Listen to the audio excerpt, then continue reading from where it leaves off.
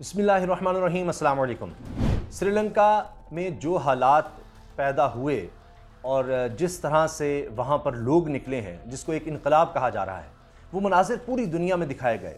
BBC हो, international बड़े बड़े इदारे हों, सब ने बार बार दिखाया कि किस तरह लोगों ने, आम लोगों ने सदारती महल पर धावा बोला और वहाँ पर जाकर वीडियोज़ भी बनाई, लेकिन हैरानकुन तौर पर उन्होंने कोई तोड़ फोड़ नहीं की।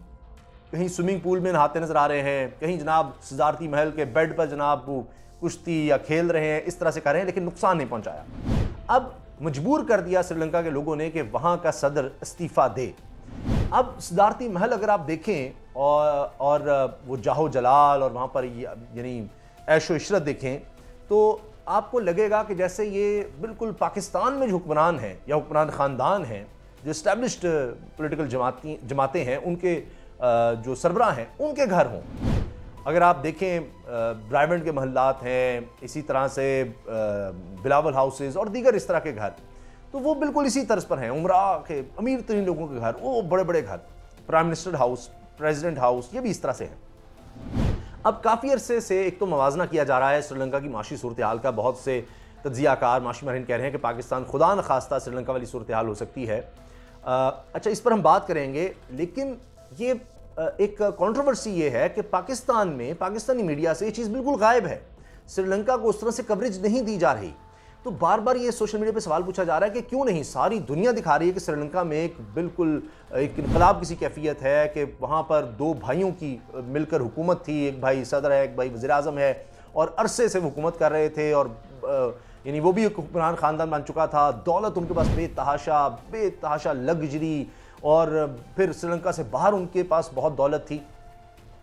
तो अब उनके खिलाफ जिस तरह लोग इकट्ठे हुए, तो कहीं पाकिस्तान में ना हो जाए, एक खौफ लग रहा है हुकूमत को, ये है। और इसी वजह से मीडिया में इस चीज़ को हाईलाइट नहीं किया जा रहा, कहीं पाकिस्तान में भी लोग देखकर ये ना कहें कि भाई श्रीलंका वाले कर सकते हैं तो हम क्यों ना करें, ये इनकलाब आ सकता है। इस तरह से लग रहा है, खौफ है, जिस वजह से मेन स्ट्रीम मीडिया पर इस चीज़ को नहीं लाया जा रहा, और भी बहुत सी बातें छुपाई जा रही हैं। अब एक तरफ राना सनाउल्लाह साहब कह रहे हैं जी हमने सारा कुछ करके देख लिया, IMF नहीं मान रहा, हमने पेट्रोल महंगा करके देख लिया, हमने बिजली महंगी करके देख ली, ये हमें तिगरी का नाच नचा रहा है। फैसलाबाद में उन्होंने मीडिया से बात की है, राना सनाउल्लाह ने, वज़ीर दाखिला ने, कह रहे हैं कि जी उनको चाहिए कि हमारी मदद करें, मुश्किल हालात हैं, हमने ये सियासत को छोड़ दिया है, हमने रियासत संभाली है, हम वरना मुल्क दिवालिया हो जाता, हम अगर केयर टेकर सेटअप ले आते तो मुल्क दिवालिया हो जाता। IMF की शराइत मानना इसलिए ज़रूरी है, हमने सारी शराइत मान ली, लेकिन फिर भी IMF नहीं मान रहा। अब मैं आपको बताता हूँ IMF क्यों नहीं मान रहा, और फिर क्यों इन खदशात का इजहार किया जा रहा है कि खुदा न खास्ता पाकिस्तान में श्रीलंका जैसे हालात हो सकते हैं, और श्रीलंका के हालात क्या हैं उस पर भी हम थोड़ी सी बात करेंगे। एक तो अभी IMF की जो मेन शर्त रह गई है वो है एंटी करप्शन लॉज। अब मसला यह है कि ये तो हुकूमत में आए ही इसलिए थे कि एंटी करप्शन को रोकने के लिए जो कानून है उनका खात्मा किया जाए, जो उन्होंने कर लिया, और ये बड़े मज़े में थे कि हमने ये कर लिया है, इलेक्शन के हवाले से भी हमने कानून तैयार कर लिए। अब ये सिर्फ ऐसी बात है कि जी हम तो केयर टेकर सेटअप की तरफ अगर जाते तो ये हो जाता, वो हो जाता, हुकूमत संभालने के बाद। नहीं, इनको वक्त चाहिए था। इन्होंने जितनी तेज़ी से हो सकता था, 2 महीने के अंदर अंदर आप देखिए इन्होंने सारा काम कर दिया। तो ये केयर टेकर सेटअप पर इसलिए नहीं जा रहे कि इमरान खान की मकबूलियत इनको ले डूबी है, और फिर यह कि जितना अरसा हो सकता है कि अब हम जो माशी हालात हैं शायद बाद में बेहतरी आ जाए, तो इस वजह से केयर टेकर सेटअप आया, इलेक्शन हो जाएंगे तो हम हार जाएंगे, ये मसला है। वरना ये यानी ये जो कह रहे हैं रियासत बचाने के लिए, और ये सब खुद कह रहे हैं जी हमारी तो सियासत डूब रही है, ये सब कुछ, कि जी IMF की बातें मान रहे हैं फिर भी नहीं मान रहा। तो IMF कह रहा है कि आप एंटी करप्शन के कवानीन मजबूत करें। आप पाकिस्तान में जिस तरह करप्शन होती है, हम आपको कर्ज दिए जाते हैं और वो जनाब इस्तेमाल ही सही नहीं होता, तो ये नहीं होगा। और जितने भी मालियाती महकमे हैं जहाँ पैसों का लेन देन होता है, जिस तरह से जहाँ पर कॉन्ट्रैक्ट जाने हैं, चीज़ें होनी हैं, तो वहाँ पर उन इदारों में अक़वाम मुत्तहिदा के कवानीन के तहत, उनकी रिवायात के तहत लोग बैठेंगे, और IMF उसमें शामिल होगा उन लोगों की तैनाती में। अब ये इनके लिए बड़ा खौफनाक है कि चलें अपने लोग तो हम लगा ही लेंगे, कोई नहीं होता, इतने अरसे से हमने करप्शन का एंटी करप्शन महकमा फलां नैब भी जब बनाया था तो खुद सोच के जस्टिस राय जावेद इकबाल को बनाया था, लेकिन फिर वो इदारों का प्रेशर आ गया, इमरान खान का प्रेशर आ गया, तो वो जनाब काम करने लग गए और ये हो गया। वरना कमर चौधरी साहब भी होते थे, कभी कुछ नहीं किया। तो IMF ये चीज़ देख रहा है। अब ये मसला है, ये कहते हैं कि नहीं, एंटी करप्शन रोकने के अगर हमने कवानीन मजबूत करने हैं IMF और अक़वाम मुत्तहिदा की रिवायात को देखते हुए, तो हम किधर जाएंगे, ये तो बड़ा मसला बन जाएगा। अब जिस तरह बहुत से लोग ये बातें कर रहे हैं कि जनाब सोलर का जो मामला है, इसी तरह से दीगर मामला, तो आपने क्यों IPPs लगाए, इतने महंगे प्लांट्स क्यों लगाए, ये सारा खेल। तो इसलिए अब ये बात रह गई है, ये एक मसला रह गया है। इसके बावजूद बहुत सी बातें कही जा रही हैं, जी करीब पहुंच गए, करीब पहुंच गए। ये जब से हुकूमत आई है तब से हम सुन रहे हैं, जी करीब पहुंच गए IMF के साथ मुआहदे के लिए, करीब पहुंच गए हैं, बस अब हो जाएगा, अब हो जाएगा, हमने उनकी शराइत मान ली है। तो अब खुद राना सनाउल्लाह सब चीख चीख के कह रहे हैं कि जी वो नहीं मान रहे, और वो इसलिए नहीं मान रहे। वरना मुझे बताएं, वज़ीर दाखिला का क्या काम है मीशत पर बात करना? बहुत से लोग सवाल कर रहे हैं, जी ये क्यों IMF की बात कर रहे हैं, ये क्यों मीशत की बात कर रहे हैं? वज़ीर दाखिला, क्योंकि कानून, प्रोसिक्यूशन, पुलिस, कानून नाफिज करने वाले इदारे वो उसके अंडर आते हैं, वज़ारत दाखिला के। यानी करप्शन, यानी एंटी करप्शन का महकमा, FIA का महकमा, ये करप्शन रोकने के लिए है ना, पुलिस दीगर, तो ये सब वज़ीर दाखिला के अंडर आते हैं। इसलिए वो ये बयान दे रहे हैं कि IMF नहीं मान रहा। IMF का प्रेशर इस वजह से है, इसलिए वो ये बात कर रहे हैं। अब आप देखें कि हालात इस कदर ख़राब हैं कि उन्होंने कहा जी इंपोर्ट्स पर पाबंदी, उससे बात नहीं बनी। अब फिर उन्होंने कहा जी हाँ इंपोर्ट से पाबंदी खोल रहे हैं एक और, यानी गोल गोल दायरे में घूम रहे हैं, इनको समझ नहीं आ रही कि क्या करें। फिर राना सनाउल्लाह कहते हैं हमारे पास बड़ी काबिल टीम है, बड़ी तजर्बाकार टीम है, एहसन इकबाल साहब हैं, मिफ्ता इस्माइल हैं, शाहिद खाकान अब्बासी हैं, मुसद्दिक मलिक हैं। भाई इतनी तजर्बाकार टीम है तो फिर ये तजर्बागाह जो आपने मुल्क को बना दिया है, इससे कुछ अच्छा निकला है? अभी तक कुछ भी नहीं। अब मैं आपको अर्ज़ करना चाह रहा हूँ श्रीलंका के हालात। आप देखिए कि श्रीलंका के ज़रमबादा के ज़खायर नीचे जाते चले गए, उनके पास तेल ख़रीदने के पैसे ख़त्म हो गए, इसी तरह से खुराक है, अद्वियात हैं, जो बुनियादी ज़रूरियात हैं उनके लिए भी उनके पास डॉलर्स ख़त्म हो गए। अब वो 3 अरब डॉलर का मुआहदा करना चाह रहे हैं IMF के साथ। तो उस पर IMF ने खुद कहा है कि जी हम श्रीलंका के हालात को बड़ी करीब से देख रहे हैं। तो अब वहाँ पर इतनी ज़्यादा महंगाई हुई है, इतनी लोड शेडिंग और इतनी परेशानी हुई कि फिर लोग खुद निकल आए और इस्टेब्लिश जमातों के खिलाफ निकले।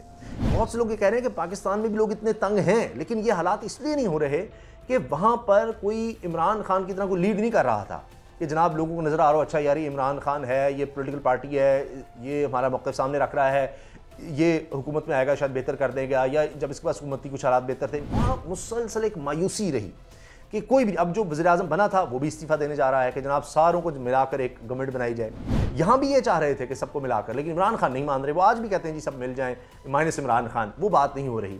तो ये देखें कि ये बात हो रही है कि जी इमरान खान की वजह से ये इस तरह का हमें एहतजाज नज़र नहीं आ रहा। लोग कह रहे हैं अच्छा इमरान खान है, वो निकल रहा है, एहतजाज भी कर रहा है, सब कुछ कर रहा है, वरना लोग खुद से निकलें तो कोई रहनुमा ना हो तो हालात बहुत ज़्यादा ख़राब हो जाते हैं, बहुत ज़्यादा, क्योंकि वो एक हजूम की सी कैफियत होती है, किसी को उन्होंने सुनना ही नहीं, जो दिल में आएगा हजूम जिस तरफ रुख हुआ वो उधर निकल गया।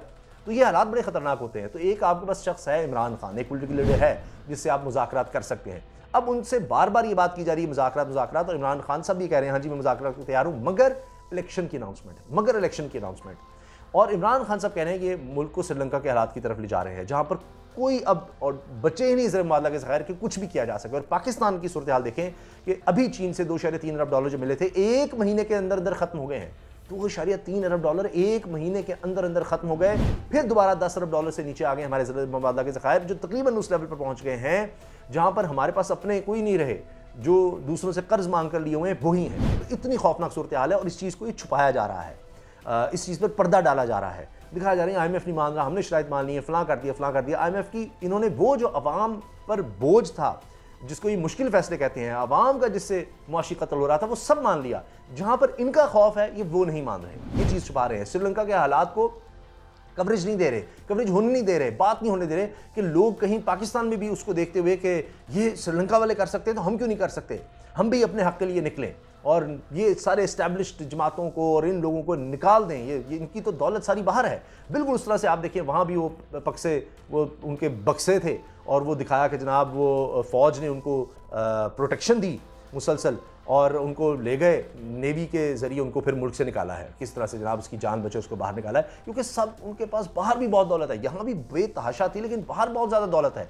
तो यहाँ भी जो हुक्मरान ख़ानदान है इनके पास बड़ी दौलत है और असल दौलत मुल्क से बाहर है। तो यहाँ तो ये किसी भी वक्त ऐसे यहाँ थोड़े से हालात ख़राब हुए तो इन्होंने तो फौरी भाग जाना है। चाहे अफगानिस्तान में आप अशरफ गनी वाला मामला देखें, चाहे श्रीलंका का मामला देखें, ये लोग इसी तरह से हैं। इनका यहाँ नहीं है कोई स्टेक इस तरह, इन्होंने पहले ही वहाँ पर सब कुछ रखा हुआ है, तो यहाँ से निकाल के रखा हुआ है। यहाँ सिर्फ ये है कि यहाँ से कमाने का जरिया है ये मुल्क।